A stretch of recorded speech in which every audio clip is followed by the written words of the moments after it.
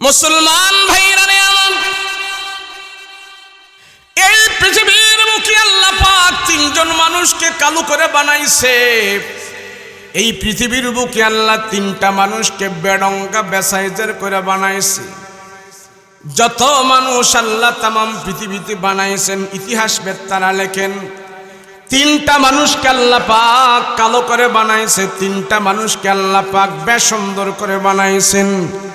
এর ভিতরে এক নম্বরে হলেন লোকমান হাকিম, দুই নম্বরে হলেন হযরত বেলাল, তিন নম্বরে হলেন ওমরে ফারুক রাদিয়াল্লাহু আনহুর একটা গোলাম ছিল, নাম ছিল তার উম্মে মাহাজা। এই তিনটা মানুষকে আল্লাহ পাক সবচেয়ে বেশি কালো করে বানিয়েছে। এই তিনটা মানুষকে আল্লাহ পাক সবচেয়ে বেশি বেসুন্দর করে বানিয়েছে। এই তিনটা মানুষ সমাজের ভিতরে সবচেয়ে বেশি গরিব ছিল।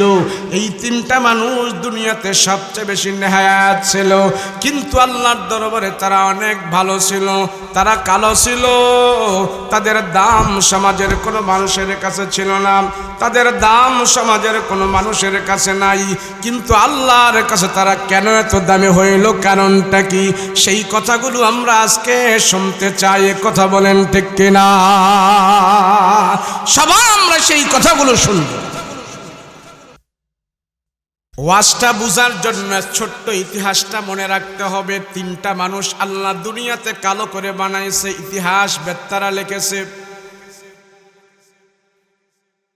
তিনটা মানুষ এই পৃথিবীতে বানাইয়া আল্লাহ তামাম পৃথিবীর মুখে জানাই দিয়েছেন, মানুষেরা শুনো, আমি আল্লাহ তিনজন মানুষকে দেখো দেখো কত বেসুন্দর করে বানাইলাম, কালো করে বানাইলাম।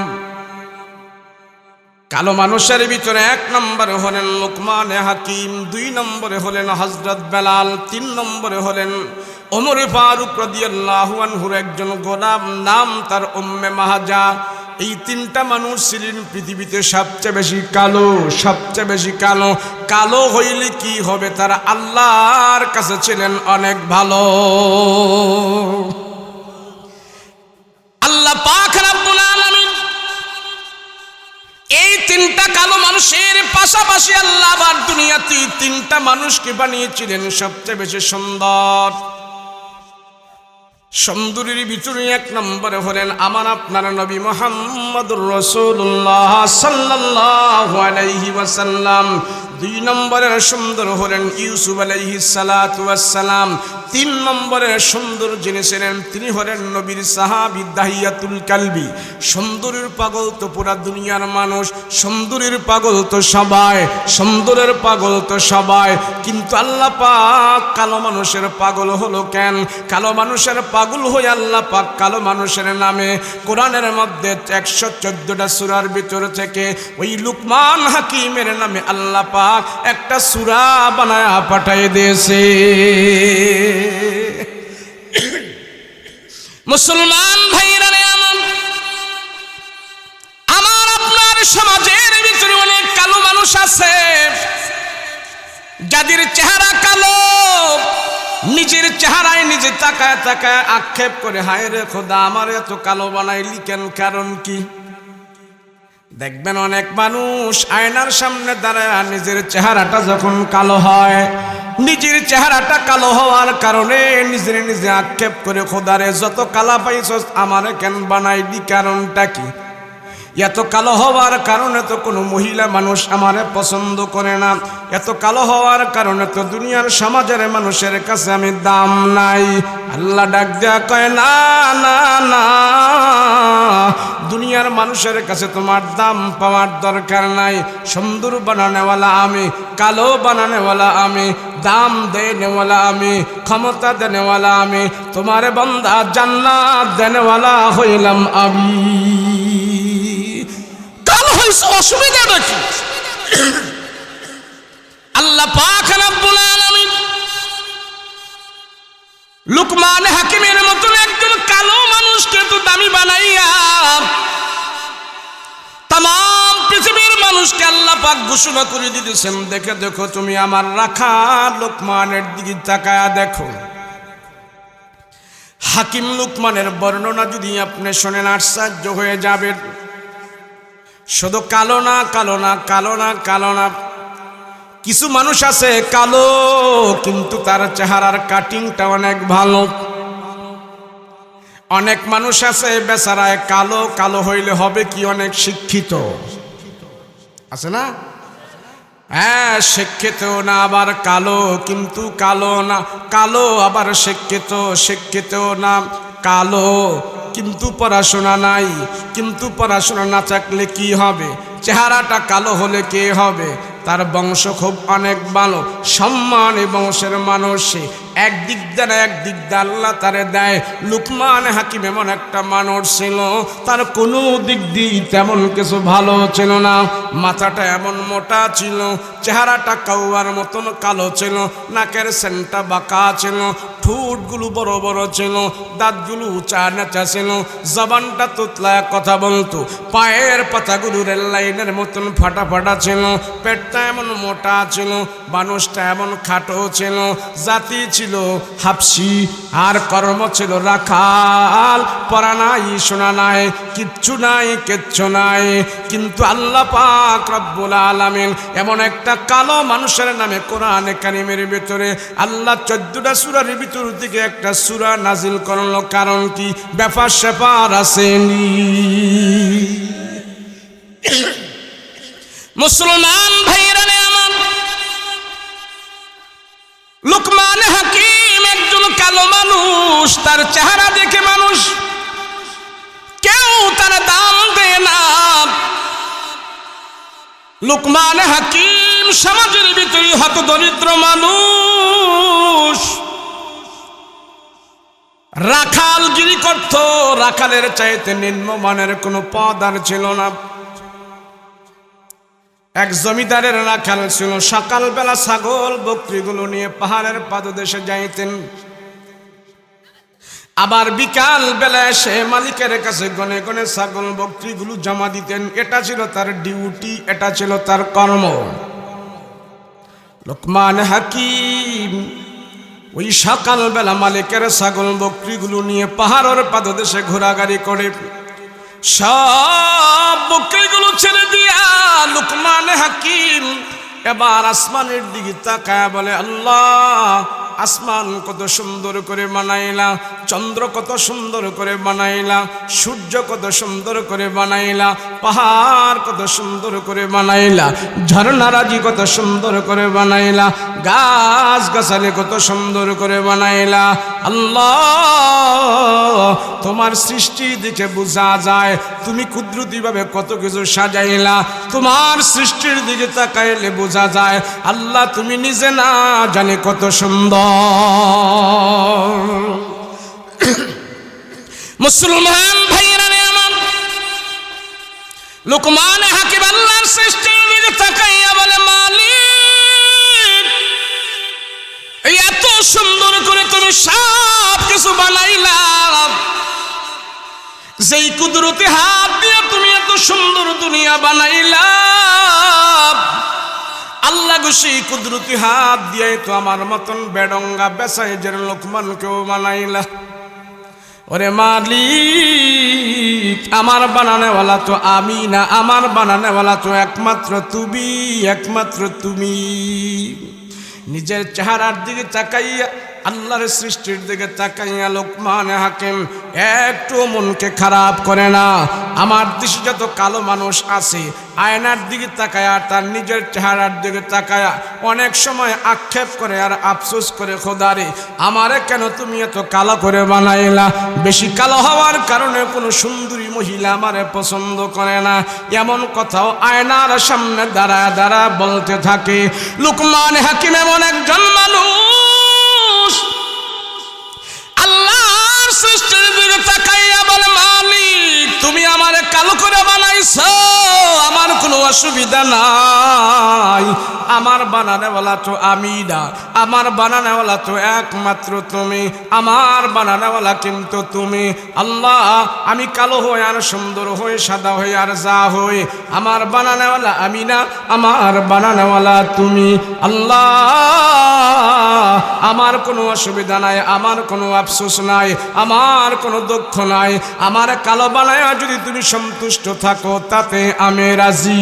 তবে মালিকের দুনিয়াতে আমি কালো হয়েছি, দুনিয়াতে আমি গরিব হয়েছি, তাতে আমার কোনো অসুবিধা নাই। দুনিয়াতে আমি সয় সম্পত্তি পাই বা না পাই তাতেও আমার কোনো অসুবিধা নাই। তবে আল্লাহ, মৃত্যুর পরে আমি আর গরিব থাকতে চাই না। তোমার রাজি আর খুশি করে তোমার জান্নাতের মেহমান হয়ে যেতে চাই। দুনিয়া তো গরিব, আবার আখেরাও তো যদি গরিব হয় তাহলে দুনুকুল হারাইলাম, তো লাভ হইল কি? লুকমান হাকিম ডাক দিয়া বলেন, এই পৃথিবীর বুকে আমি গরিব হই তাতে কোনো অসুবিধা নাই। মালিক গো, মৃত্যুর পরে আমি জান্নাত চাই।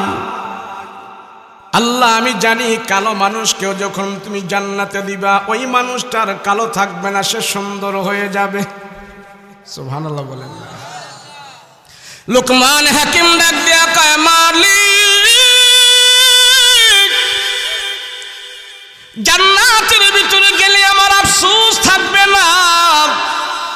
আয় আল্লাহ, আমি তোমার জান্নাতের ভিতরে যেতে চাই, জান্নাতের ভিতরে যেতে চাই।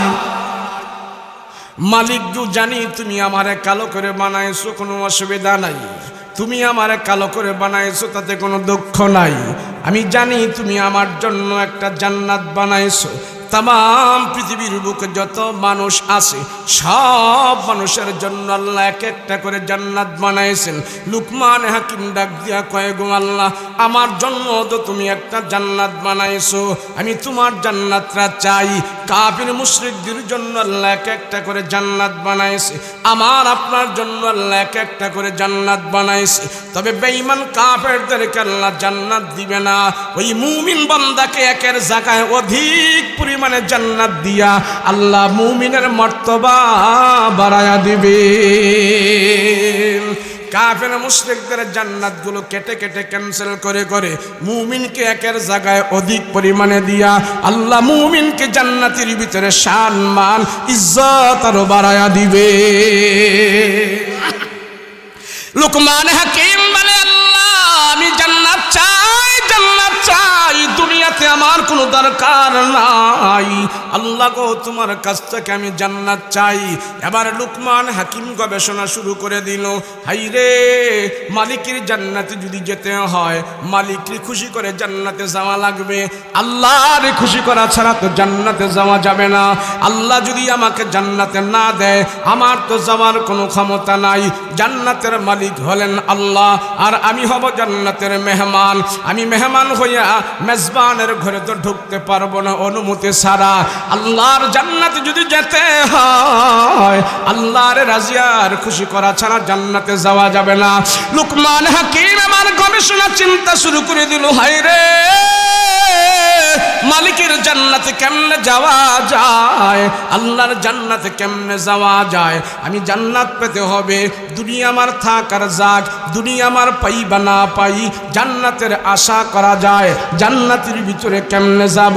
এবার লুকমান হাকিম পাহাড়ের পাদদেশে ছাগল বকরিগুলো চড়াইয়া, সব ছাগল বকরিগুলো বিচরণ করাইয়া লুকমান হাকিম এবার উঁচা একটা টিলার উপরে বসে বসে চিন্তা শুরু করে দিল, হাইরে, কেমনে আল্লাহর জান্নাতে যাওয়া যায়।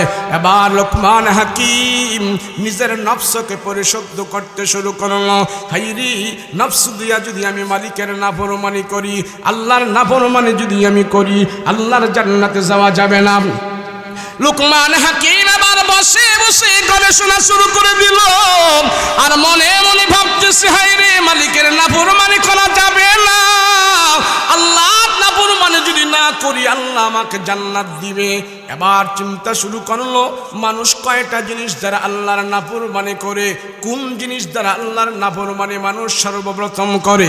লুকমান হাকিম এবার গবেষণা শুরু করে দিল, উঁচা একটা টিলার উপরে বসে এবার আরম্ভ করে দিল কোন জিনিসের মাধ্যমে আল্লাহকে খুশি করা যায়, কোন জিনিস বর্জন করলে আল্লাহকে খুশি করা যায়, কোন আমলগুলো করলে জান্নাতের মালিককে খুশি করা যায়, কিভাবে চললে জান্নাতের মালিক আমার উপরে খুশি হবে। লুকমান হাকিম এবার বসে বসে নিজের নিজে ওয়াজ করা আরম্ভ করেছে, নিজের আত্মাকে পরিশুদ্ধ করার জন্য নিজে এবার ওয়াজ করা শুরু করলো। সামনে কোনো শ্রোতা নাই, সামনে কোনো মাইক নাই, সামনে কোনো প্যান্ডেল নাই, কিছু নাই। জান্নাতে যাওয়ার জন্য এবার নিজের নিজে আমল করা শুরু করবে, নিজের নিজে নসিহত করা শুরু করলো। লুকমান হাকিম জান্নাতে যাওয়ার জন্য এক নম্বরের আমল শুরু করে দিয়েছে। আল্লাহর কাছে অঙ্গীকার করে করে বলতেছেন, মালিক তোমার জান্নাত পাওয়ার জন্য আমি ঘুরে ঘুরে দেখেছি, আমি মনে মনে দেখেছি, সর্বপ্রথম মানুষ তিনটা জিনিস দিয়া তোমার নাফরমানি করে। আল্লাহ গো, সর্বপ্রথম মানুষ তিনটা জিনিস দিয়া তোমার সাথে বেশি গাদ্দারি করে। এক নম্বরে হলো চোখ, দুই নম্বরে হলো মুখ, তিন নম্বরে হলো লজ্জাস্থান। এই তিনটা জিনিস দ্বারা মানুষ আল্লাহর সবচেয়ে বেশি নাফরমানি করে। কয়টা জোরে বলেন, সবাই বলেন, জোরে বলেন। মানুষ সর্বপ্রথম তিনটা জিনিস দ্বারা আল্লাহর নাফরমানি সবচেয়ে বেশি করে। এক নম্বরে চোখ, চোখের দ্বারা খারাপ দেখে, মুখের দ্বারা এটা আবার প্রয়োগ করে, আবার লজ্জাস্থানের দ্বারা এটা আরও বেশি সে প্রয়োগ করে। সর্বপ্রথম মানুষ তিনটা জিনিস দ্বারা আল্লাহর নাফরমানি বেশি করে। সর্বপ্রথম মানুষ আল্লাহর সাথে গাদ্দারি তিনটা জিনিস দ্বারা করে। এক নম্বরে হলো চোখ, দুই নম্বরে হলো মুখ, তিন নম্বরে হলো লজ্জাস্থান। হাকিম লুকমান আল্লাহকে ডাক দিয়ে বলে, মালিক আমি তোমার সাথে ওয়াদা দিতেছি, আল্লাহ আমি একজন রাখাল হইয়া, আমি একজন গরিব মানুষ হইয়া এই তিনটা জিনিস দ্বারা তোমার সাথে আমি নাফরমানি করব না গো খোদা। তিনটা জিনিস আমি পবিত্র রাখবো, যতদিন আমি দুনিয়ার জমিনে বেঁচে থাকবো। আমি চোখ দিয়া গুনাহ করব না, জবান দিয়া গুনাহ করব না, লজ্জাস্থান দিয়ে আমি গুনাহ করব না। আল্লাহ তোমার সাথে আমি ওয়াদা দিতেছি, আল্লাহ তোমার সাথে আমি কন্ডিশন ফিল আপ করবো, তোমার সাথে আমি ওয়াদা দিতেছি এই তিনটা জিনিস আমি রাখাল হইয়া পবিত্র রাখবো। তোমার নাফরমানি তিনটা জিনিস দ্বারা আমি করব না। সুবহানাল্লাহ। এবার শুরু করে দিল, আমল শুরু করে দিল। লুকমান হাকিম একজন রাখাল হইয়া গুনাহ করে না জবান দিয়া, গুনাহ করে না চোখ দিয়া। লুকমান হাকিম গুনাহ করে না লজ্জাস্থান দিয়া।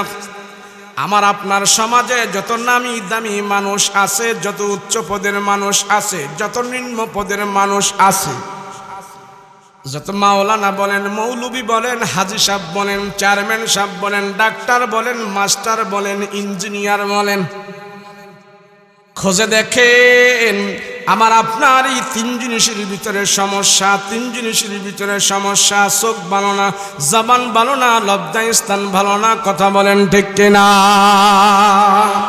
সমাজের সব মানুষ তারে সালাম দেয়, খুব সম্মান করে, আদর যত্ন করে, মহব্বত করে, কিন্তু উনি নিজে নিজে জানে আমার তিনটা জিনিস ভালো না। আমি তলে তলে গুনাহ করি, আমি তলে তলে গোপনে গোপনে আমি জিনা করি, আবার গোপনে গোপনে আমি সুদ খাই, গোপনে গোপনে মোবাইলের মধ্যে আমি আমার চোখ দিয়ে আমি খারাপ জিনিস দেখি, কিন্তু সমাজের মানুষ কিন্তু এগুলি জানে না। কথা বলেন ঠিক কিনা? লুকমান হাকিম নিজে নিজে ওয়াজ করতেছেন, মালিক তোমার সাথে আমি গরিব মানুষ হয়ে ওয়াদা দিতেছি গো আল্লাহ, জান্নাতে যাওয়ার জন্য আমার চোখ দিয়া গুনাহ করব না, জান্নাতে যাওয়ার জন্য আমার মুখ দিয়া গুনাহ করব না, জান্নাতে যাওয়ার জন্য আমি লজ্জাস্থান দিয়া গুনাহ করব না। ও মানুষ শুনো, একজন রাখাল হয়ে সে যদি তিনটা অঙ্গ প্রত্যঙ্গ দিয়া গুনাহ না করতে পারে, আমি আপনি কেন পারবো না? কারণটা কি? আল্লাহ ডাক দিয়া কয়, মানুষের আরে কোরআনের ভিতরে লুকমানের নামটা আমি এই জন্য উঠাইয়া দিলাম, লুকমান যে আমলগুলো করেছে সে আমলগুলো আমার আল্লাহর কাছে সবচেয়ে বেশি পছন্দের হয়ে গেছে। তোমরা যদি সে আমলগুলো করো আমার আল্লাহর দরবারে তোমরাও পছন্দের হয়ে যাবে। লুকমান হাকিম আলাইহিস সালাতু ওয়াস সালাম এখনো হাকিম হয় নাই, এখনো লুকমান আলাইহিস সালাতু ওয়াস সালাম হয় নাই, এখন একজন শুধু রাখাল। এই রাখালের 11টা সন্তান ছিলেন, নিজে আবার আমল করতেছেন 3টা। আবার চিন্তা করতেছি আমার অধীনস্থ যারা আছে তাদেরকে আমল করাবো 3টা। লুকমান হাকিম তার সন্তানদেরকে বসাইয়া সব সন্তানদেরকে ডেকে ডেকে বলতেছি, এই রাখালের 11টা সন্তান ছিলেন, হাকিম লুকমান 11টা সন্তানকে বসা বসা বলতেছে, ও সন্তানেরা শুনো শুনো, আমি বাবা যদিও একজন রাখাল, তোমরা কিন্তু আমার সন্তান ভালো করে শোনো, ভালো করে শোনো রে সন্তানেরা। আমার বাবার পক্ষ থেকে তোমাদের উপরে কয়েকটা আদেশ আমি করব, আমার বাবার পক্ষ থেকে কয়েকটা নসিহত আমি তোমাদেরকে করব। রাখাল হইয়া সন্তানদেরকে নসিহত করে 1 নম্বরের আদেশ হইল জীবনে কোনো দিন তোমরা নামাজ ছাড়বা না।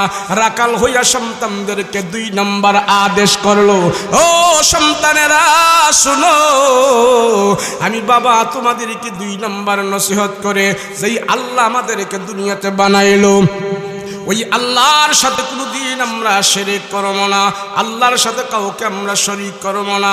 3 নম্বরের আদেশ সন্তান তোমাদেরকে আমি করতেছি শোনো, সেটা হলো যে মা বাবার দ্বারা দুনিয়াতে তোমরা আলো বাতাস দেখেছো, ওই মা বাবার সাথে কোনোদিন বেয়াদবি করবা না। জোরে বলেন কয়টা আমল নিজে করলো, কয়টা? সবাই কয় না, নিজে করলো কয়টা? সন্তানদেরকে করাইলেন কয়টা? আমরাও যদি সে আমলগুলি করি আল্লাহ হাকিম লুকমানের প্রতি যেমন খুশি হয়েছে আমাদের প্রতিও আল্লাহ তেমন খুশি হয়ে যাবে। লুকমান হাকিমের সন্তানেরা ঘরের ভিতরে আমল করে, হাকিম লুকমান নিজেও আমল করে। এবার ঘরটা যখন আমল বলা গরম হয়ে গেল, বাবা আমল করে, রাখালেও আমল করে, সন্তানেরাও আমল করে, আমল করে করে ঘরটার জান্নাতের বাগান বানিয়ে ফেলছে। আল্লাহ তাৎক্ষণিকভাবে ডাক দেয়া কয়, লুকমান রে, ও লুকমান শোনো, তুমি একজন গরিব মানুষ হইয়া তুমি যে আমল করতেছ, আমি আল্লাহ তোমার আমলগুলো দেখে এমন পছন্দের হয়ে গেছো, এই মুহূর্তে তুমি আমার কাছে সবচেয়ে বড় দামি মানুষ হয়ে গেছো। হে লুকমান, তোমার আমলের কারণে আমি আল্লাহ তোমার দামি বানাই দিতে চাই, তোমার আমলের কারণে তোমার সম্মান আমি তোমাকে বাড়াই দিতে চাই। হে লুকমান শোনো শোনো, আমি জানো তোমার দাম কেমন বাড়াইতে চাই, তুমি জানো রে লুকমান, তোমার মতন একটা কালো মানুষকে আমি আল্লাহ সিদ্ধান্ত নিয়েছে আমি নবী বানাই দিতে চাই। আল্লাহ পাক রব্বুল আলামিন জানাই দিলেন,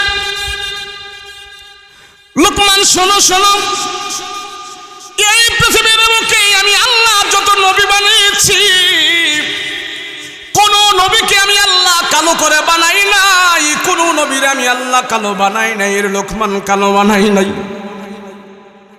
যত নবী আমি দুনিয়াতে বানিয়েছি সব নবীর চেহারা সুন্দর ছিল, সমস্ত নবীর বংশমর্যাদা অনেক দামি ছিল। যত নবী আমি আল্লাহ বানিয়েছি সবার কণ্ঠ সুন্দর ছিল, যত নবী আল্লাহ বানিয়েছি তাদের চেহারা সুন্দর ছিল। লুকমান, তোমার মতন কালো মানুষকে আমি আল্লাহ কোনোদিন নবী বানাই নাই, যত নবী বানিয়েছি কাউকে আমি কালো করে বানাই নাই, সব নবীর আমি আল্লাহ সুন্দর করে বানিয়েছি।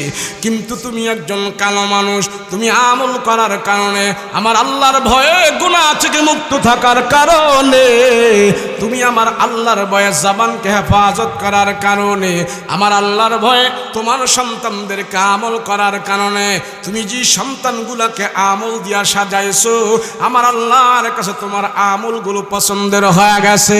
আমি আল্লাহ এই মুহূর্তে সিদ্ধান্ত নিলাম, লুকমান, আমি আল্লাহ সিদ্ধান্ত নিয়েছি তোমারে আর রাখাল রাখতে যেতে চাই না। আমি আল্লাহ আমার পছন্দের নবীদের কাতারে তোমাকে আমি আল্লাহ তাআলা নবুয়তি দান করে দিতে চাই। নারে তাকবীর। লুকমান হাকিম ডাক দিয়া বলে, মালিক, কোন কালো মানুষকে যদি আপনি নবী না বানান, আয় আল্লাহ আমার নবী বানানোর দরকার নাই। আল্লাহ গো, আমারে আপনি নবী বানায়েন না। কোন কালো মানুষরা যদি নবী না বানান, আমার মতন বেডঙ্গা বেসাইজের কালো লোকমানকে নবী বানানোর দরকার নাই। না না না না, আল্লাহ আপনি আমাকে নবী বানায়েন না, নবী বানায়েন না। আল্লাহ ডাক দিয়া কয়, লোকমান রে, নবুয়তি যদি না নাও, আরেকটা জিনিস তোমার জন্য খোলা আছে। আল্লাহ গো, সেই জিনিসটাকে আল্লাহ ডাক দিয়া আমার গাইবি খাজানা থেকে এলেম নি, আমার গাইবি খাজানা থেকে এলেম লো। আল্লাহ এলেম নিলে লাভ হবে কি? লুকমান হাকিম এই কথা বলার পর আল্লাহ ডাক দিয়া কয়, লুকমান শোনো, গাইবি খাজানা থেকে যদি এলেম নাও, এলেম দিয়া দুনিয়া থেকে তুমি আমার আল্লাহকে চিনবা। মৃত্যুর পরে জান্নাতে যাওয়ার পর ওই জান্নাতের ভিতর থেকে নেয়ামত গুলো খুঁজে খুঁজে বের করতে পারবা। এলেম নেই। লুকমান হাকিম একজন গরিব মানুষ, রাখাল। আল্লাহর পক্ষ থেকে যখন নাকি অফার পাইল, আয় আল্লাহ এলেম নিলে আপনারে চিনা যায়। লুকমান হাকিম এই কথা শোনার পর, আয় আল্লাহ এলেম নিলে আপনাকে চিনা যায়, নবুয়তি আমার দরকার নাই নাই নাই নাই, নবুয়তি আমার লাগবে না গো খোদা, নবুয়তি লাগবে না, আমার এলেম দেন, এলেম দেন। আমি 4টা তাফসীরের ভিতরে পড়েছি, হাকিম লুকমানের 4টা তাফসীরের ভিতরে আমি দেখেছি 4 তাফসীরওয়ালায় এক কথা বলেছি। আল্লাহ পাক লুকমান হাকিম কেমন এলেম দিয়েছে, 10,000 কিতাবের জ্ঞান আল্লাহ হাকিম লুকমানের মাথার ভেতরে ঢোকায়া দিছে। আল্লাহ হাকিম লুকমানকে 10,000 কিতাবের জ্ঞান দিয়া এরপরে আল্লাহ ডাক দেয়া কয়, লুকমান রে, এখন থেকে তোমার নাম শুধু লুকমান নয়, আমি আল্লাহ তার নামের আগে পরে হাকিম লুকমান লাগায়া দিলাম। আল্লাহু আকবার। আল্লাহ পাক রব্বুল আলামিন লুকমান হাকিম একজন হত দরিদ্র গরিব মানুষ হওয়ার পর আমল করে আল্লাহর দরবারে এত দামি হইল। হাকিম লুকমান এবং তার সহপাঠী আরেকটা লোক ছিল, এই দুইজনে মিলে তারা ছাগল বকরি চড়াইতো। একদিন লুকমান হাকিম আল্লাহর পক্ষ থেকে এত এলেম পায়া জ্ঞান গর্ব কথা সব মানুষকে শোনাইতেছে। একটা লোক মাঝখান থেকে দাঁড়ায় কয়, ও লুকমান, তুমি কি আমাকে চেনো কিনা? বলেন, হ্যাঁ, তোমারে তো আমি চিনি। লোকটা ডাক দিয়া কয়, ব্যাপার কি? তুমি যে মালিকের রাখাল ছিলা, পাশের মালিকের রাখাল তো আমিও ছিলাম। আমি তুই এখন রাখাল রয়ে গেলাম। আমি তুই এখনো সেই মালিকের ছাগল বকরি চড়াই। তুমি এত বড় হুজুর হইলা কেমনে? তুমি এত দামি দামি মানুষ কেমনে হইলা? তোমার কথা শোনার জন্য লক্ষ লক্ষ মানুষ এখানে হাজির হয়, হাজার হাজার মানুষের সামনে তুমি বয়ান করো। এ লুকমান, আমি একটু নিচু রয়ে গেলাম, আমি তো রাখাল রয়ে গেলাম। তুমি এত নামি দামি লুকমান কেমনে হইলা? আমাকে শোনাও না, আমি হতে পারবো কিনা? লুকমান হাকিম ডাক দেয়া কয়, ভাই রে, তুইও হতে পারবি। আমি যে কাজগুলো করেছি তুই সেই কাজগুলো কর। আল্লাহরে ভয় কর, আল্লাহরে ভয় কর, আল্লাহরে ভয় কর, আল্লাহরে ভয় কর, আল্লাহরে ভয় করে সব গুনাহ ছাড়। তুইও আল্লাহর দরবারে নামি হতে পারবি, দামি হতে পারবি। আল্লাহ ডাক দিয়া কয়, ও দুনিয়ার মানুষেরা দেখো, একজন রাখাল হয়া সে যদি আমার বয়ে সব গুনাহ ছাড়তে পারে, আমি আল্লাহ তারা যদি এত দামি বানাইতে পারি, ওই রাখালের চাইতে তো তোমার নাম দাম অনেক বেশি। তুমিও তো আমার আল্লাহর দরবারে অনেক দামি হতে পারো, অনেক নামি হতে পারো। আমার আল্লাহর ভয়ে তুমি গুনাহগুলো সব ছেড়ে দাও, সব ছেড়ে দাও। লুকমান হাকিম শুধু নিজে নিজেই গুনাহ ছাড়ে নাই,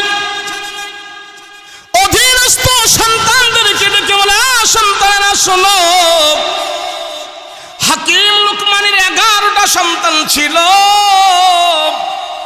11টা সন্তানকে বসায়া বাবা রাখাল ডাক দেয়া কয়, শোনো রে সন্তানেরা শোনো, জীবনে নামাজ ছাড়বি না, শিরিক করবি না, পিতা মাতার সাথে বেয়াদবি করবি না। বাবার যুগ কুযুগী বাবার সৎ তালিমের কারণে, সৎ আদেশের কারণে মুফাসসিরিনে কেরাম লেখেন, হাকিম লুকমানের 11টা সন্তানকে আল্লাহ পাক দুনিয়ার ভিতরে জগৎ বিখ্যাত আলেম বানায়া দিছে। 11 বলা আসেনি কারো? আছে? কার আছে? হাত উঠান তো দেখি। একজনের 11টা নাই। আহা, আমাদের 2টা। কয়টা? ছেলে হোক মেয়ে হোক, 2টার বেশি নয়, একটা হইলে ভালো হয়। আছে না?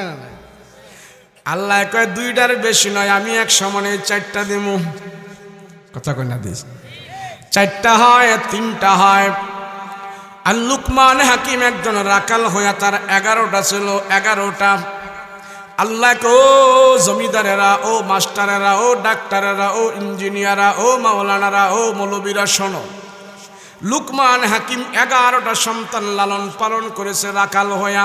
11টা সন্তানকে সৎ তালিম দেওয়ার কারণে আমি আল্লাহ 11টারে মানুষ করে ফেলেছি। তোমাদের 2টাকে তোমরা পারো না, কারণটা কি? খুঁজে দেখো। হাকিম লুকমান যেই কথাগুলো তার সন্তানদেরকে বলেছে, হাকিম লুকমান যে আদেশগুলো সন্তানদেরকে দিয়েছে, আমার আপনার সমাজের মানুষ সেই তালিম সন্তানদেরকে দেয় না। কথা বলেন, দেয় না? 1 নম্বরের আদেশ দিলেন নামাজ। কেন হাকিম লুকমান দিয়ে কথা বললে পারত? সন্তানেরা, আমি বাবা রাখালগিরি করি, আমি গরিব মানুষ, তোরা 11টায় কাজ কাম করিয়া মাসে আমার 2000 করে টাকা দিবি, তাইলে তো আমার হবে কতটা? 22,000। 11 ছেলে যদি 2000 করে টাকা দেয়, তাইলে হবে 22,000। সিগারেট আনায়। কথা কন। বাবা আদেশ করলো, ছেলে তো ছেলেরে যখন আদেশ করলো 50 টাকা দিয়ে আমার জন্য 5টা সিগারেট আনবি, বাবার আদেশ ছেলে মানতে হয়। বাজার থেকে যে আবুল্লাহ বাবার জন্য 5টা সিগারেট আনে, প্রত্যেক দিন বাবার এনে সিগারেট খাওয়ায়, বিড়ি খাওয়ায়। আর মনে মনে ভাবে, খোদা রে, এই সিগারেটের ভিতরে তুমি কি ভিটামিন দিয়া রাখলা? আমার বাবায় প্রত্যেক দিন খায়, এটার মধ্যে কি ভিটামিন না জানো আছে। এবার ছেলে চিন্তা করে, আমার বাবা এতো সব সময় এটা খায়, মনে হয় বেশি করে ভিটামিন এটা ঢুকানো আছে। যেই খাবার আমার বাবায় খায়, সেই খাবার তো আমার খেতে মন চায়। এবার আবুল্লাহ 1টা সিগারেট কমরের মধ্যে ব্ল্যাকমেল করে আর 4টা নিয়ে বাবারে হাদিয়া দেয়। কেউ বাবায় যে খাবার খাইতে পারে সন্তান খেতে পারবে না, বাধা আছে নাকি? তা কয় না কে? অনেক মাস্টার আছে সিগারেট খায়, তো ছাত্ররা কয় আমার মাস্টারে খায়, আমার স্যারে খায়, আমি খাইলে সমস্যা কি? আছে না নাই? আমি এক ডাক্তারের কাছে গেছি, ওই ডাক্তার আমার সুন্দর সুন্দর পরামর্শ দিতেছে, আর দেখলাম ডাক্তারের সামনে একটা সিগারেট খায় যেন ওই যে হলুদ মাথাটা আছে না, এটা যে ফালায়, দেখলাম একটা মালসা পুরা সিগারেটের মাথা ফালায়া ভরে রাখছে, অর্ধেক সিগারেট সেখানে ফালায়া রাখছে। আমি অনেকক্ষণ সময় ডাক্তারের সাথে কথা বলতে বলতে উনি এক নিচ থেকে একটা সিগারেট ধরায় খাইতেছে, আর মানুষদেরকে প্রেসক্রিপশন দিতেছে, কথা বলতেছে, সুন্দর সুন্দর উপদেশ দিতেছে। আমি বললাম, ডাক্তার সাহেব যত সুন্দর উপদেশ দেন, আপনি নিজে কিন্তু উপদেশের ভিতরে নাই। কথা কোন ঠিক না? রুগী চেয়েছে কেউ দু সিগারেট খাইব, কথা কোন ঠিক কিনা? মুসলমান ভাইরা আমার, সেই জন্য আমি বলি এই সমাজের যুবকগুলো একটাও নিজেরা খারাপ হয় নাই। আমার দেশের যুবকদেরকে খারাপ করার পিছনে যুবকরা খারাপ হয় নাই, যুবকরা নিজে নিজে খারাপ হয় নাই। খুঁজিয়া দেখেন এই সমাজের যুবকগুলো খারাপ হওয়ার পিছনে মুরব্বীরা দায়ী, তার নিজের বাবা মা 80% দায়ী। কয় পার্সেন্ট? খালি কয় হুজুর পোলাপাইন খারাপ। আর পোলাপাইন খারাপ হইব কে? পোলাপাইন খারাপ হওয়ার কোনো সুযোগ নাই। পোলাপাইন দুনিয়াতে আইসা মুরব্বীদের থেকে যা পাইছে তারা তো তাই করতেছে, কথা কোন ঠিক কিনা? আবার অনেক মুরব্বী মনে মনে খুব বিকরব, হ্যাঁ। আর খুঁজা দেখেন না আপনি খারাপের পিছনে কে? এই সমাজের ভিতরে অনেক নেতা আছে, অসাধু নেতা আছে, লিডার আছে।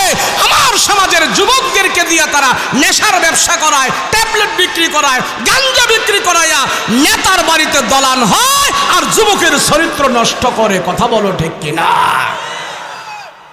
এই সমাজের যুবক তার নিজে নিজে খারাপ হয় নাই, এই সমাজের যুবককে খারাপ করাইতেছে এক শ্রেণীর অসাধু নেতা, কথা কও ঠিক কিনা? মুসলমান হাকিম লোকমান 11টারে বালা কইরা লাইছে। কয়ডারে? জোরে কোন কয়ডারে? 11 ফলা একজনেরও ভাইলাম, একজনেরও নাই আমরা গো 11টা। শোনেন, মার কারণে, মা বাবার কারণেই সন্তান আল্লাহর ওলি হয়, মা বাবার কারণেই সন্তান ভদ্র হয়, মা বাবার কারণেই সন্তান অভদ্র হয়, গুন্ডা হয়, মাস্তান হয়, কথা কোন ঠিক কিনা? এখন আপনারা কইবেন হুজুর কেমনে? শোনেন না কেমনে? কিরে এই হেদিক দিয়ে আমার ওয়াজ করতেছে কেন? অসুবিধা আছে নাকি?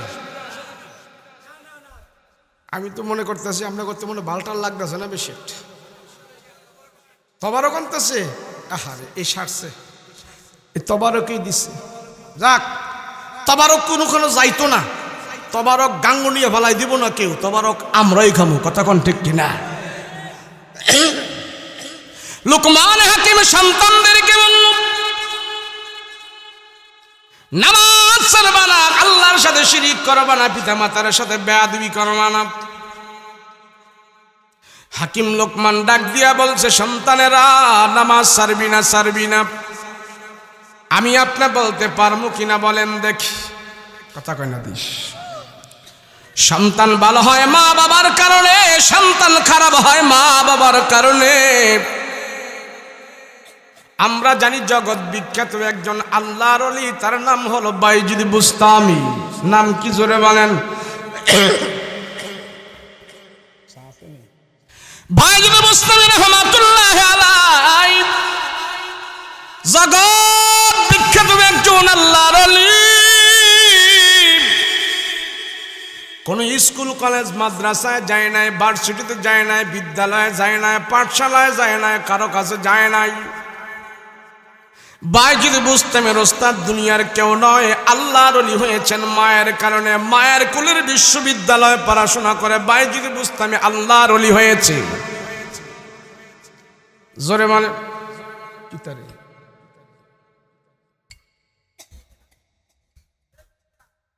বক্তা রান্না দিছে দুধ চা খাইয়া মরত। বাইজিদ বুস্তামি রাহমাতুল্লাহি আলাইহি আল্লাহর একজন ওলি। কোন স্কুলে যায় নাই, মাদ্রাসায় যায় নাই, বিদ্যালয়ে যায় নাই, পাঠশালায় যায় নাই, নিজে নিজে ওলি হয় নাই। বাইজিদ বুস্তামি রাহমাতুল্লাহি আলাইহির মা তারা শিক্ষা দিয়েছেন, বাইজিদ রে আল্লাহর মানবা, নামাজ পড়বা, কুরআন তেলাওয়াত করবা, মা বাবার সাথে মিথ্যা কথা বলবা না, মা বাবা যা বলে তা শুনবা। বাইজিদ বুস্তামি রাহমাতুল্লাহি আলাইহি জগৎ বিখ্যাত বড় একজন ওলি।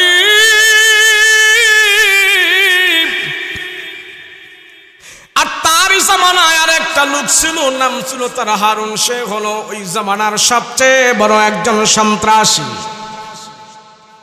আল্লাহ দেখাই দিয়েছেন একজন হলেন ওলি আর একজন হলো সন্ত্রাসী।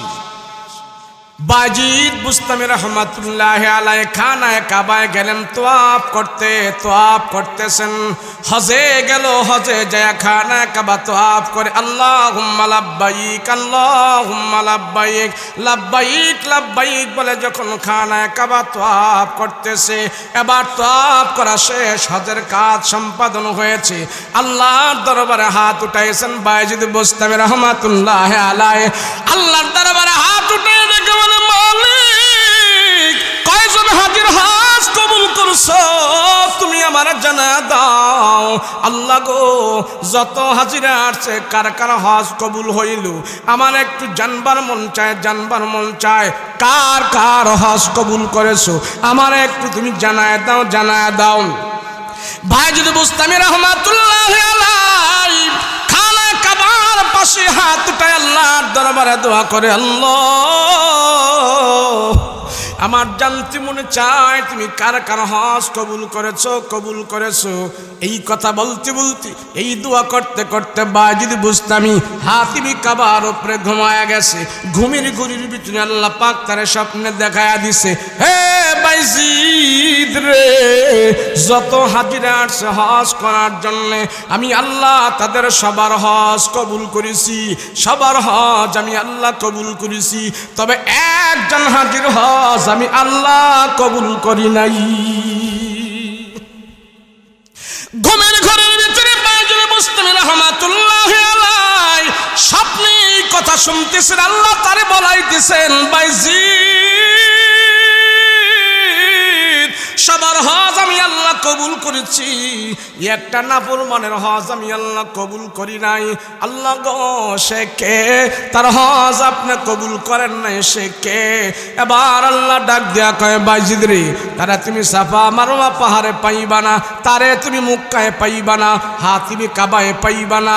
ওই যে দেখো সাফা মারওয়া পাহাড়ের মধ্যে যায় দেখো একটা হাজি সেখানে কান্নাকাটি করতেছে, তার চুলগুলো ছিঁড়ে ফেলতেছে, বুকে হাত মারতেছে।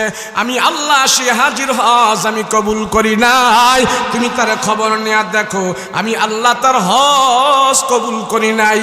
এই স্বপ্ন দেখার সাথে সাথে বাজিদ বুস্তামি ঘুম থেকে জাগ্রত হয়ে গেছে। ঘুম থেকে জাগ্রত হইয়া খানায়ে কাবা থেকে একটা দৌড় দিছে, দৌড়ায়া দৌড়ায়া সাফা মারওয়া পাহাড়ের মধ্যে যা খুঁজতেছে, পুরাটা সাফা মারওয়া পাহাড়ের মধ্যে যা খোঁজাখুঁজি করতেছে, গুড়াগাড়ি করতেছে। কে রে তুই কেমন হাজির রে? তোর হজ আল্লাহ কবুল করে নাই, কারণটা কি রে? কারণটা কি? খুঁজতেছে খুঁজতেছে, ঘুরি ঘুরি খুঁজি খুঁজে দেখতেছে, না কোথাও তো কোনো হাজির পাওয়া যায় না, না না কোথাও তো কোনো মানুষ দেখা যায় না। বাজিদ বুস্তামি রহমাতুল্লাহ আলাইহি খুঁজতে খুঁজতে যায় সাফা মারওয়া পাহাড়ের ভিতরে চূড়ার মধ্যে যায় একটা হাজিরে পাইল। ওই হাজি সেখানে কান্নাকাটি করতেছে, হাউমাউ করে চিল্লাচিল্লি করতেছে, মাথার চুলগুলো ছিঁড়ে ফেলতেছে, বুকে হাত মারতেছে। বাজিদ বুস্তামি পুরাটা সাফা মারওয়া পাহাড় খুঁজে দেখলো কেউ নাই। এই হাজি এখানে পরে পরে কান্না করে, তার কাছে যায় বাজিদ বুস্তামি দাঁড়ায় রইলেন। যায় দেখতেছেন হাজিটা এক হাত দিয়ে আল্লাহ তাআলার কাছে দোয়া করতেছে। বাজিদ বুস্তামি তার দোয়া করার মধ্যে ডিস্টার্ব দিবে না সেই জন্য দাঁড়ায় আছে, আর তার দোয়াগুলো পিছনে দাঁড়িয়ে দাঁড়িয়ে শুনতেছে। ওই হাজি আল্লাহর দরবারে ডাক দেয়া বলে, মালিক তুমি আমারে ক্ষমা করে দাও, তুমি আমারে ক্ষমা করে দাও, আল্লাহ তুমি আমারে মাফ করে দাও, মাফ করে দাও। বাজিদ বুস্তামি রাহমাতুল্লাহি আলাইহি মনে মনে ভাবলেন কিছুক্ষণ পরে তার সাথে আমি কথা বলবো, দোয়া করার মধ্যে ডিস্টার্ব করব না। এবার বাজিদ বুস্তামি দীর্ঘক্ষণ পর্যন্ত তার পিছনে দাঁড়ায় রইল। দাঁড়ায় দেখে দোয়া সে বন্ধ করে না, বন্ধ করে না, শুধু দোয়া করতেছে, দোয়া করতেছে আর কান্নাকাটি করতেছে। আল্লাহর দরবারে চিল্লা পাল্লা করে ডাক দিয়া বলে, মালিক তুমি যদি আমারে ক্ষমা না করো কে আমারে ক্ষমা করবে, কে আমারে ক্ষমা করবে? বাজিদ বুস্তামি বুস্তামি এক পর্যায়ে তার মাথার মধ্যে হাত রাখলেন। হাত রাখার পর হাজি ঘাটটা ঘোরায়া পিছনের দিকে তাকায়া দেখে জামানার সবচেয়ে বড় ওলি বায়েজিদ বুস্তামি তার পিছনে দাঁড়ায়া রইছে।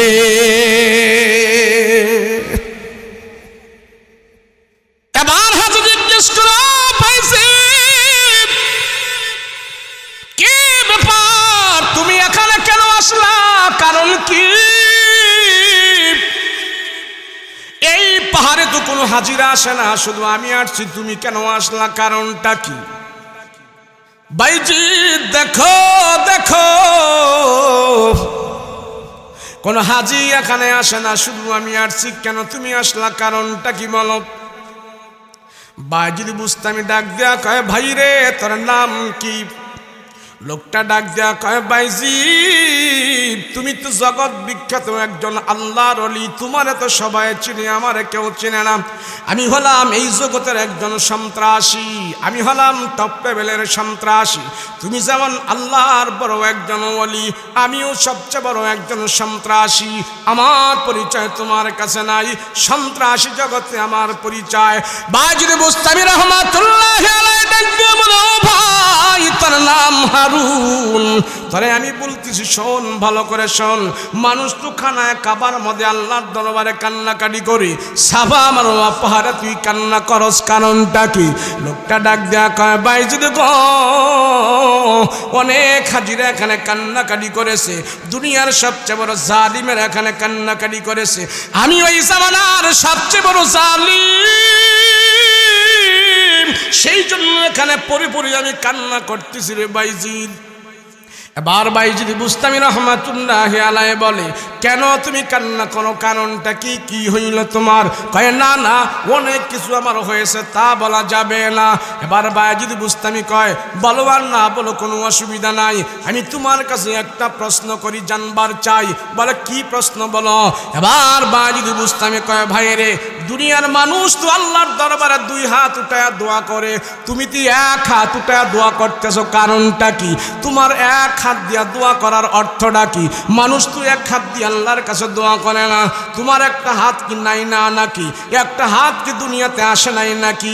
এক হাত দিয়া দোয়া করো, আর একটা হাত কোথায়? বায়েজিদ বুস্তামি রাহমাতুল্লাহি আলাইহি ওই হারুন নামক ব্যক্তির গা থেকে চাদরটা সরায়া দেখতেছে, একান্তে হাতটা কর্তন করা, এই হাত আর দেহের মধ্যে নাই। বায়েজিদ বুস্তামি ডাক দেয়া কয়, ভাই রে তোর হাতটা কোথায়, দুনিয়াতে আসে নাই নাকি? লোকটা ডাক দেয়া কয়, বায়েজিদ গো, আমার দুনিয়াতে দুটা হাতই সবল ছিল, দুনিয়াতে দুইটা হাত নিয়ে আমি এসেছি, তবে একটা হাত আছে আর একটা হাত আমার নাই। কেন জানেননি? কেন জানেননি? কয় কেন? এই হাত দিয়ে আমার মারে আমি আঘাত করেছিলাম, এই হাত দিয়ে আমার মার উপর আমি অত্যাচার করেছিলাম। বায়েজিদ দেখো, একটা হাত নাই, একটা পা নাই, এই পা দিয়ে আমার মার উপরে আমি অত্যাচার করেছি, এই হাত দিয়ে আমার মার উপরে আমি অত্যাচার করেছি। হজে আসার আগে আমার মনে বড় ধাক্কা খাইল রে বায়েজিদ, এই হাত দিয়ে মার মেরেছি, হাতটা নিয়ে আমি খানায় কাবায় যাব না, এই জন্য আমার হাতটা আমি নিজে কাইটা কাইটা কুবায় আমার দেহ থেকে আমি আলাদা করে ফেলে দিয়েছি। এ বায়েজিদ, তোমার মা তোমার কোরআন শিখাইছে, আদব শিখাইছে, নামাজ শিখাইছে, সেই জন্য তুমি তোমার মায়ের আদর্শ পাইয়া তুমি আল্লাহওয়ালা হয়েছো। আমার মা আমার কোরআন শিখায় নাই, নামাজ শিখায় নাই, সুন্নাত শিখায় নাই, আমার মা আমার প্রতি এত যত্ন নেয় নাই, খবর নেয় নাই, সেই জন্য আমি আমার মায়ের পরশ পাই নাই, মায়ের তালিম পাই নাই, মায়ের সোহবত তেমন করে পাই নাই।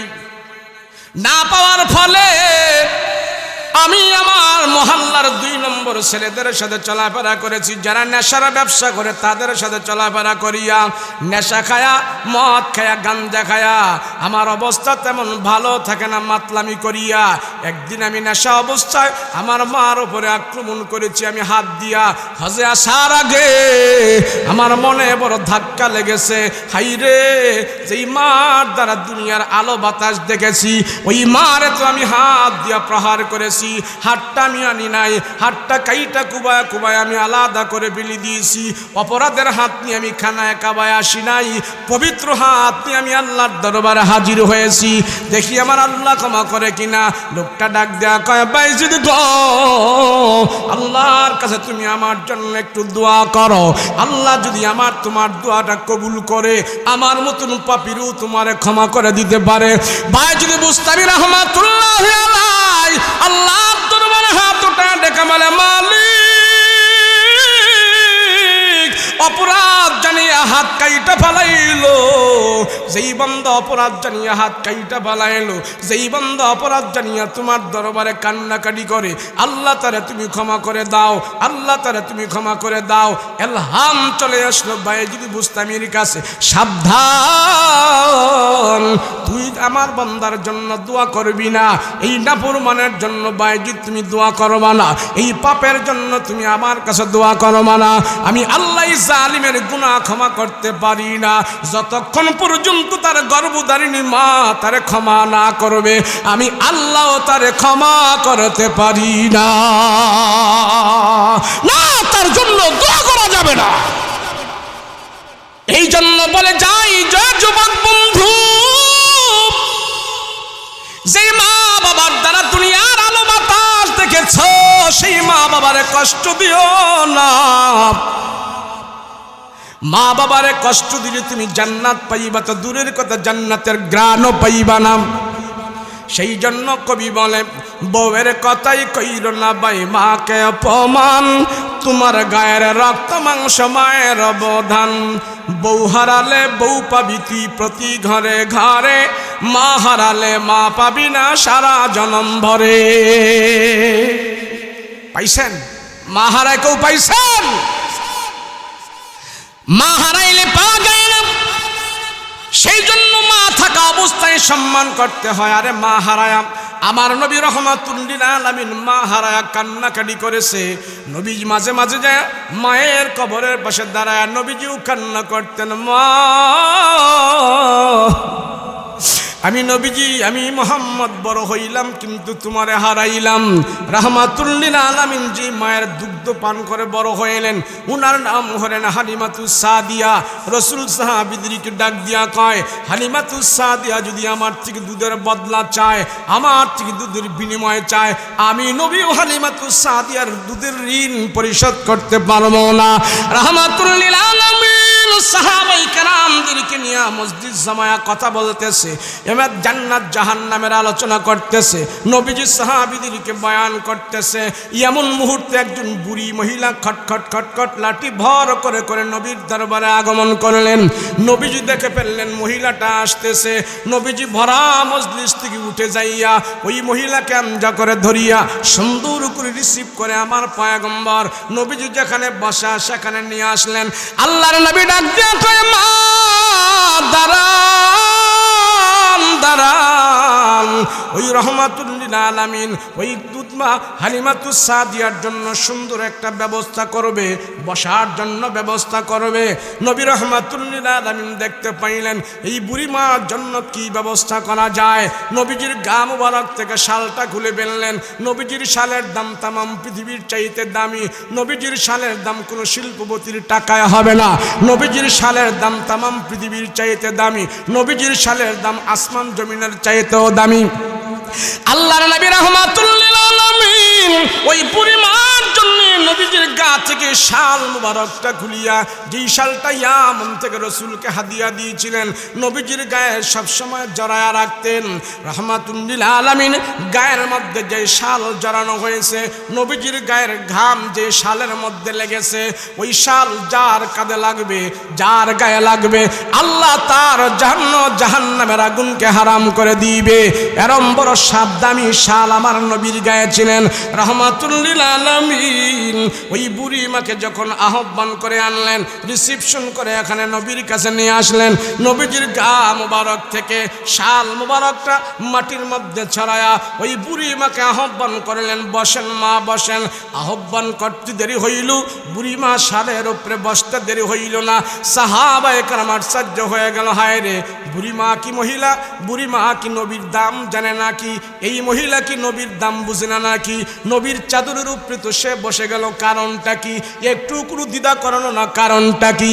আল্লাহর নবী সেই মহিলাকে বসাইয়া সুন্দর সুন্দর কথা বলে নবীজি নত জানু হইয়া। সাহাবায়ে কেরাম ডাক দিয়া কয়, রহমতের নবী গো, এই মহিলার কাছে আপনি এত দুর্বল হয়ে গেলেন, এই মহিলার কাছে আপনি একবারে ছোট হয়ে কথা বলতেছেন, কারণটা কি? মহিলাকে আমরা তো অনেকে চিনতেছি না, সাহাবীদের ভিতর থেকে কেউ কেউ আবার চিনতেছে। আল্লাহর নবী ডাক দিয়ে বলল, সাহাবীরা শুনো শুনো, তোমরা তাকে চিনো না, তাকে চিনো না, এই মহিলা যদি আমাকে দুগ্ধপান না করায় তো আমি রাসূল এত বড় হইতাম না। তায়েফের বনু সাদের মহিলারা মক্কায় এসে মক্কার সম্ভ্রান্ত পরিবারের সন্তানদেরকে দুধ পান করাইতো, বিনিময়ে তাদের কাছ থেকে অনেক কিছু পাইতো। কিন্তু হালিমাতুস সাদিয়া, ইনি আমার দুধমা হালিমা, উনি আইসা আমার থেকে বিনিময় চায় নাই, আমার পয়গম্বরকে নিয়ে উনি দুগ্ধ পান করিয়েছি, দুনিয়াতে কোনো বিনিময় চায় নাই, আমাকে উনি দুগ্ধ পান করে করে বড় হয়েছে, আমি নবী তার দুধ পান করে বড় হইলাম, তোমরা তাকে অনেকে চিনো না, উনি হইলেন আমার দুধমা হালিমাতুস সাদিয়া। রাসূল বলে, সে যদি আমার কাছে মূল্য চায় আমিও তার কাছে রেডি হয়ে যাব। দুধের মূল্য যদি রাসূলের কাছে তো দাম হতে পারে, যেই মার দুধ পান করে আমি আপনি বড় হয়েছি, তাহলে আমার অবস্থাটা কেমন হবে? কথা বলেন ঠিক কিনা? মা বোন যারা আছো শোনো, মা বোনেরা শুনেন, আপনার সন্তানকে যদি ভালো করতে হয়, আপনার সন্তানকে যদি আপনার কথা মানাইতে হয়, আপনার আদেশ মতো চলার জন্য যদি সন্তানকে আপনি বাধ্য করেন, আগে আপনি আল্লাহকে ভয় করবেন, আল্লাহর হুকুমগুলো মানবেন, সন্তানকে আল্লাহর পথে পরিচালনা করবেন, নামাজের আদেশ দিবেন, রোজার আদেশ দিবেন, সুন্নতের আদেশ দিবেন। এই সন্তান যদি ভালো হয়, আল্লাহ পাক আপনার জীবন সন্তানের দ্বারা আলোকিত করে দিবে। কথা বলেন ঠিক না? আল্লাহ আমাদের সবাইকে হেফাজত করেন, বলেন আমিন, বলেন আমিন। মাদ্রাসা বুজুর্গ ওলামায়ে কেরামরা আসছে এখানে, দ্বিতীয় দিন আপনারা সবাই বসেছেন, পর থেকে আপনারা তো বসেছিলেন, এখানে ছিলেন না? কমপক্ষে অর্ধেক মানুষও তো ছিলেন। এমন অনেক মানুষ আছেন যে আজকে এখানে 3 ঘন্টা ব্যয় করেছেন, আছেন না? গতকালও ব্যয় করেছিলেন, তাহলে দুদিনে আপনারা 6টি ঘন্টা এই ওয়াজ মাহফিলে ব্যয় করেছেন। কথা বলুন ঠিক কিনা? এই 6 ঘন্টা যে 2 দিনের ভিতরে এখানে বসে বসে ব্যয় করেছেন, আপনার 60-70 বছর থেকে এই মাহফিল উপলক্ষে এই 6 ঘন্টা আল্লাহর দরবারে গুনাহ মুক্ত হয়ে পৌঁছে গেছে। লাভ হইছে না? মাহফিল দিয়া হুজুররা আপনাদেরকে বছরে 6 ঘন্টা গুনাহ মুক্ত জীবন উপহার দেয়। কথা বলেন ঠিক কিনা? আল্লাহ পাক হাসরের ময়দানে বলবে, তোরে 70-60 বছর হায়াত দিছি, হিসাব দি। পারবেন হিসাব দিতে? আপনাদের দেশে এমন কোন বাহাদুর আছে এর 70 বছর হিসাব আল্লাহরে বুঝাই দিবে? কথা কয় না? আছে? নাই, নাই। হিসাব বুঝাই দেওয়ার মতন কোন মানুষ না। আল্লাহ এটা কি কর, 2 দিন আগে মুরগি দিয়ে খাইছি না ডাল দিয়ে খাইছি, এটাই তো মনে নাই, 70 বছর হিসাব কেমনে দেব? আল্লাহ কয়, তোমরা সবাই গ্রামের সবাই একসাথে বৈশা নিশিরাত্রে আমার দরবারে কান্না করেছো, আমার দরবারে মুনাজাত দিছো, তোমরা যে তওবা ইস্তেগফার করেছো, তোমরা ভুলে যেতে পারো, আমি আল্লাহ ভুলি নাই। তোমরা আলোচনা করেছো জমিনে, আমি তোমাদেরকে নিয়ে গর্ব করেছি, আলোচনা করেছি ফেরেশতাদেরকে নিয়ে আকাশের উপরে। লাভ হয়েছে না লস হয়েছে? এই লাভ এখন বোঝা যাইব না, এই লাভ বুঝে যাবে হাসরের ময়দানে। কথা বলেন ঠিক কিনা? আল্লাহ আমাদের সবাইকে কবুল করেন, বলেন আমিন। লোকমান হাকিমের আলোচনার ভিতর থেকে অনেক আলোচনা রয়ে গেছে, সবগুলো বলা সম্ভব হবে না সময় স্বল্পতার কারণে। আপনাদের তাবারক ঠান্ডা হয়ে যাবে না, রাখেন। আলহামদুলিল্লাহ আলহামদুলিল্লাহ হয়েছে। বয়ান করে যদি সারা রাত কাটাই দেই, আমার বক্তারও তো একটা হিসাব আছে। কথা কন না কে? হিসাব আছে। একদিনে এত বেশি খাইলে ভালো হবে না, এর জন্য আমরা কম কম খাবো, আমল বেশি বেশি করব। কথা বলেন ঠিক কিনা? আমল তো আজকের ওয়াজ তো একদম শর্টকাট, আলোচনা করেছিলাম বা, কিন্তু ওয়াজ কি শর্টকাট। চোখ দিয়া গুনাহ না করা, জবান দিয়া গুনাহ না করা, লজ্জা স্থান দিয়া গুনাহ না করা, এই তিনটা জিনিস যারা পবিত্র রাখবে আল্লাহ পাক তাদেরকে জান্নাতের মেহমান বানিয়ে দিবেন। রসুল বলেন আমার উম্মতের ভিতর থেকে যারা তিনটা জিনিস পবিত্র রাখবে আমার রসুলের সাথে তারা জান্নাতে বসবাস করবে। চোখ দিয়া শ্বাসটলো বসে বসে এত টিভি টাভি দেখেন না, শ্বাসটলো বসে বসে মহিলাদের নাচ গান দেখেন না, জবান দিয়ে বেহুদা কথা বইলেন না। আর এখন তো পাড়া মহল্লার গ্রাম গঞ্জে শহরে বন্দরে বিশেষ করে মুসলমানদের ছেলেদের, নওজোয়ান ছেলেদের চরিত্র নষ্ট হয়ে গেছে। জিনা করাটা যে অপরাধ, জিনা করাটা যে মারাত্মক গুনাহ, জিনা করা যে আল্লাহর নাফরমানি, যেই জমিনে জিনা করা হয়, যেই জমিনে আল্লাহর নাফরমানি হয়, জিনার মতো পাপ হয়, সেই জমিন থেকে আল্লাহ রহমত বরকত উঠায়া নেয়। যেই জমিনে বেশি বেশি জিনা হয়, হঠাৎ হঠাৎ আল্লাহ পাক সেই জমিনে আসমানি গজব দান করে। জিনা করা বন্ধ করো, লজ্জা স্থান পবিত্র রাখো। যেই যুবক তার জুয়ান অবস্থায়, যৌবন অবস্থায় লজ্জা স্থানকে পবিত্র রাখে, জিনা করে না, আকাম কুকাম করে না, খুব কষ্ট করে এটা ধৈর্য রাখে, রসুল বলেন হাসরের ময়দানে আরশে আজিমের নিচে যে ছায়া হবে সেখানে সব নবীরা বসে থাকবে, আরামের ব্যবস্থা থাকবে। যেই যুবক যৌবনকালে তার চরিত্র নষ্ট করে না, জিনা করে না, আল্লাহ সেই যুবককে নবীদের সাথে সেখানে স্থান করাইয়া দিবে। আল্লাহ আমাদের সবাইকে আমল করার তৌফিক দান করেন, বলেন আমিন। সবাই ইস্তেগফার পড়ে আস্তাগফিরুল্লাহাল্লাযী লা ইলাহা ইল্লা হুয়াল হাইয়ুল কাইয়্যুম ওয়া আতুবু ইলাইহি লা হাওলা ওয়ালা কুওয়াতা ইল্লা বিল্লাহিল আলিয়্যিল আযীম। আল্লাহুম্মা সাল্লি আলা সাইয়্যিদিনা নাবিয়িনা শাফিয়ানা হাবিবানা মাওলানা মুহাম্মদ সাল্লাল্লাহু তাআলা আলাইহি ওয়া আলা আলিহি ওয়া সাহাবিহি আজমাইন। আমরা একে অপরের জন্য দোয়া করব, দেশের জন্য দোয়া করব, দেশের জন্য দোয়া করব, तमाम পৃথিবীর মুসলিম উম্মাহের জন্য আমরা দোয়া করব। আল্লাহ পাক যেন আমাদের সবাইকে কবুল ও মঞ্জুর করেন। সকলে বলুন আল্লাহুম্মা আমিন। মাশাআল্লাহ জি হ্যাঁ, আল্লাহ যেন যারা প্রবাসে আছে প্রবাস জীবন যেন আল্লাহ সুখময় করে দেয়, সমস্ত বিপদ আপদ থেকে যেন হেফাজত করে, আমরা সেই দোয়া করব। কি বলেন ঠিক কিনা? প্রবাস জীবন আহারে কত কষ্ট। প্রবাস জীবন এটা আরেকটা জগৎ, সেখানে না গেলে এটা বুঝার মতো না। এদের কষ্ট দেখলে আমি দেখছি, আমি দেখে দেখে তখন শুধু আফসোস করছি, হায় রে খোদা, মানুষ সে যখন প্রবাস জীবনে কর্মের কারণে রৌদ্রের তাপে পড়ে যখন নাকি সে কাজ করে, তার অরিজিনাল চেহারাটা চেনা যায় না। আল্লাহ তাদের প্রবাস জীবনে যারা আছে সবাইকে যেন আল্লাহ সুখ শান্তিতে রাখে, কামাই রুজিতে বরকত দেয়, আবার সুস্থ শরীরে যেন আল্লাহ পাক মা বাবার কাছে ফিরিয়ে দেয়। সকলে বলুন আল্লাহুম্মা আমিন।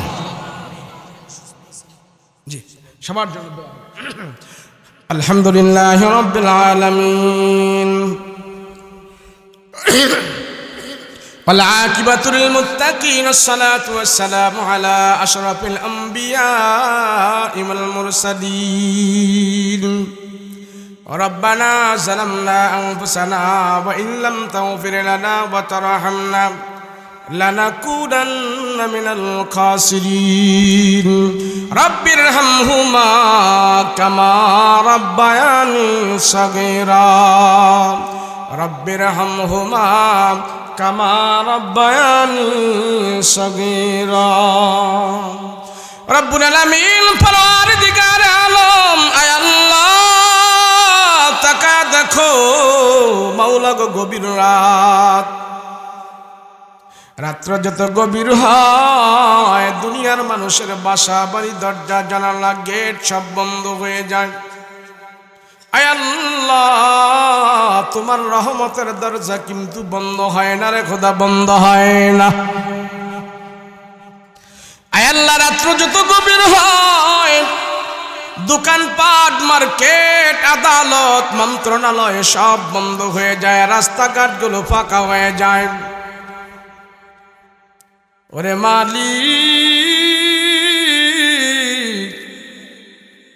পশু পাখিগুলো যার যার বাসায় চলে গেছে, সাপ বিচ্ছুগুলো গর্তের ভেতরে চলে গেছে। আমরা এখনো ঘরে যাই নাই, বাড়িতে যাই নাই রে খোদা, দুইটা হাত তোমার আদালতে উঠায় রাখছি। আয় আল্লাহ কোনো এমপি মন্ত্রীর কাছে হাত উঠাই নাই, কোনো জমিদারের কাছে হাত উঠাই নাই, এতিম কাঙ্গাল মিসকিনের মতন তোমার দরবারে হাত উঠাইছি। ওরে মালিক জীবনে বহুত মুনাজাত করেছি, জানি না কোন মুনাজাত তুমি কবুল করেছো রে আল্লাহ। আজকের মোনাজাত তুমি খালি ফেরত দিও না গো, আজকের দুটো হাত তুমি খালি ফেরত দিও না। আয় আল্লাহ তাকা দেখো কত পাকনা দাড়িওয়ালা পাকনা চুল মালা মুরব্বী বাবার হাত উঠাইল, বয়োজ্যেষ্ঠ বৃদ্ধ বাবার হাত উঠাইছে। আল্লাহ চুলদারি পাইকা গেছে, গায়ের চামড়া ঢিলা হয়ে গেছে, চোখের পাওয়ার নষ্ট হয়ে গেছে, সুজা হয়ে দাঁড়াইতে পারে না, নাটি ভর করে করে তারা হেঁটে হেঁটে মসজিদে যায়, মাদ্রাসা যায়, মাহফিলে আসে। এমন বৃদ্ধ বাবা যদি কিনিয়া মাওলারে তোমার দরবারে হাত উঠাইলাম, আল্লাহ তোমার বান্দাদের জীবনের সব গুনাহ খাতা মাফ করে দাও। আয় আল্লাহ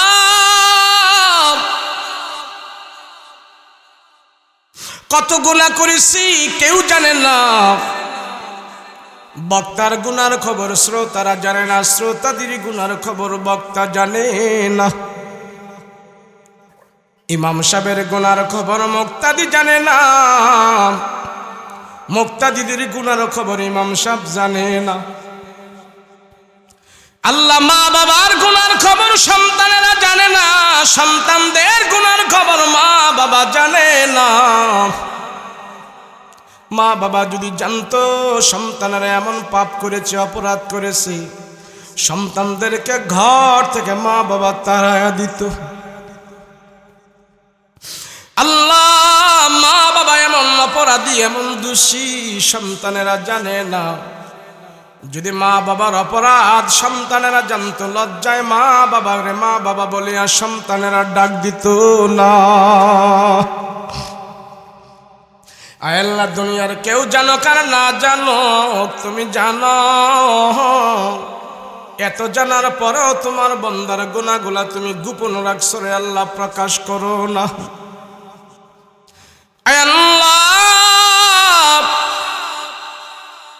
এই মজলিসে এমন সন্তান আছে তার মা বাবার নিজের হাত দিয়া নিজে কবরের ভিতরে রাখছে, এমন সন্তান এখানে হাত উঠাইল, এই হাত দিয়া তার মা বাবার লাশ কবরের ভিতরে নামাইছে। আয় আল্লাহ এমন সন্তান এখানে আছে তার মা বাবার নিজের হাত দিয়া নিজে কবরের উপরে মাটি দিছে, বাঁশের ফলটা বিছাইছে। আল্লাহ, যেই মা বাবা আমাদেরকে যত্ন করে লালন পালন করে বড় করেছে, ওই মা বাবা এখন কবরের ভিতরে শুয়ে আছে রে খোদা। ওরে মালিক, ওই মা বাবারে কবরে কষ্ট দিও না, মা বাবারে কবরে কষ্ট দিও না। যেই মা বাবা আমাদেরকে কোনোদিন কষ্ট দেয় নাই, কষ্ট দেয় নাই, কষ্ট দেয় নাই, ওই মা বাবারে কবরের ভেতরে কষ্ট দেও না রে আল্লাহ। মা বাবার কবরের ভিতরে তুমি জান্নাতের বাতি জ্বালা দাও, মা বাবার কবরের ভিতরে তুমি জান্নাতের বিছানা বিছায়া দাও, মা বাবার কবরটাকে তুমি জান্নাতের সাথে যোগাযোগ করে দাও। আয় আল্লাহ, এমন সন্তান এখানে আছে তার নিজের হাত দিয়া তার বাবার মৃত্যুর পরে বিদায়ের গোসল করায়া দিছে। আল্লাহ, ছোট কালে মা বাবা কাঁধে করে করে নিয়ে আমাদেরকে অনেক আনন্দ করেছে, আর মৃত্যুর পরে মা বাবারে আমরা কাঁধে করে করে নিয়ে কবরের ভিতরে রাখছি। আল্লাহ, ঈদের দিন আসলে বাবা আমাদেরকে নতুন জামা পরায় আনন্দ করাইতো, কিন্তু সেই বাবারে আমরা নতুন জামা পরাইতে পারি নাই, মৃত্যুর পরে কাপড়ের জামা পরায়া বিদায় করে দিছি। আয় আল্লাহ, মা বাবারে যদি কষ্ট দাও আমরা সন্তানেরা সহ্য করব না রে খোদা। এখানে এমন সন্তান আছে তারা মা বাবারে হারায়া তোমার দরবারে কান্না করে। আয় আল্লাহ, যেই সন্তান মা বাবার জন্য চোখের পানি ছেড়ে দিয়েছে, সন্তানের চোখের পানি মা বাবার কবরের আগুন ছিটা দাও, মা বাবার কবরের আগুন নিভায়া দাও। সন্তানের দোয়া তুমি কবুল করো, মা বাবাকে তুমি নাজাতের ব্যবস্থা করে দাও। আয় আল্লাহ, এই মাহফিলটা তুমি কবুল মঞ্জুর করে নাও। আয় আল্লাহ, তোমার অনেক বান্দারা টাকা দিয়ে, শ্রম দিয়ে, বুদ্ধি দিয়ে, পরামর্শ দিয়ে আল্লাহ যে যেইভাবে সহযোগিতা করেছে প্রত্যেকের সহযোগিতা আল্লাহ তুমি নাজাতের ওসিলা বানায় দাও। আয় আল্লাহ, এই এলাকার অনেক মায়ের সন্তানেরা মা বাবারে ছেড়ে দুনিয়ার এক প্রান্ত থেকে আরেক প্রান্ত যে বিদেশি প্রবাস জীবন যাপন করতেছে রে আল্লাহ। আয় আল্লাহ, যারা এই এলাকা থেকে প্রবাস জীবনে আছে আল্লাহ তাদের প্রবাস জীবন তুমি সুখময় করে দাও। যে যে দেশের ভিতরে আছে আল্লাহ সেই দেশে তার কামাই রুজিতে তুমি বরকত দান করে দাও। আয় আল্লাহ, সমস্ত বিপদ আপদ থেকে হেফাজত করে দাও, স্বাস্থ্যের সুস্থতা দান করে দাও। আবার আল্লাহ অর্থনীতি যেন ভালোভাবে কামাই করে সুন্দর সুস্থ শরীরে আবার তাদের মায়ের কোলে তাদেরকে তুমি ফিরায়া দিও। আয় আল্লাহ, এই মাদ্রাসা তুমি কবুল করে নাও, এই মাদ্রাসার ছাত্র শিক্ষকদেরকে কবুল করে নাও। আল্লাহ, যারা দিন রাত মেহনত করে তালিম দিচ্ছে, কোরআনের দরস দিচ্ছে, আল্লাহ সবাইকে তুমি কবুল করে নাও। এই মাদ্রাসাকে কেন্দ্র করে সবাইকে নাজাতের ব্যবস্থা করে দাও। ওরে মালিক, অনেক মানুষ আল্লাহ এখানে টাকা টোকা দিয়েছে, দান করেছে, কোরআনের খেদমত করতেছে রে আল্লাহ। কোরআনকে মহব্বত করে তাদের নিজের রক্তমাখা ঘাম পরিশ্রমের টাকা করেছে দান। আল্লাহ, তাদের দান তুমি কবুল মঞ্জুর করে নাও। আয় আল্লাহ তাআলা, জানি একদিন মরণ হবে মালিক, কেউ দুনিয়ার জমিনে আমরা থাকবো না, কবরের ভিতরে চলে যাব রে আল্লাহ। আল্লাহ, যেতে যদি হয় তুমি আমাদেরকে ঈমান নিয়ে কবরে যাওয়ার তৌফিক দিও। আল্লাহ, জানি মরব, তুমি ঈমানে মরণ আমাদেরকে দিও। নামাজরত অবস্থায় মরণ দিও, রুকু অবস্থায় মরণ দিও, সাজদা অবস্থায় মরণ দিও, কোরআন তেলাওয়াত অবস্থায় তুমি মরণ দিও। আল্লাহ ইমানি মরণ আমাদেরকে তুমি দান করিও। পরওয়ারদিগারে আলম আল্লাহ বেঈমানি মরণ দিও না, নাপাকি মরণ দিও না, জাহান্নামী মরণ দিও না, রোডগার্ডের অ্যাক্সিডেন্টের মরণ দিও না রে খোদা, গাড়ির চাক্কার নিচে ফেলায় মরণ দিও না, শহীদি মরণ আমাদেরকে দান করিও। আল্লাহ মক্কা মদিনায় যাবার তৌফিক দান করে দাও, তোমার হজ্জা বাইতুল্লাহর মেহমান বানায়া দাও, খানা কাবার গিলাপ ধরে ধরে কান বসে ব্যবস্থা করে দাও। আল্লাহ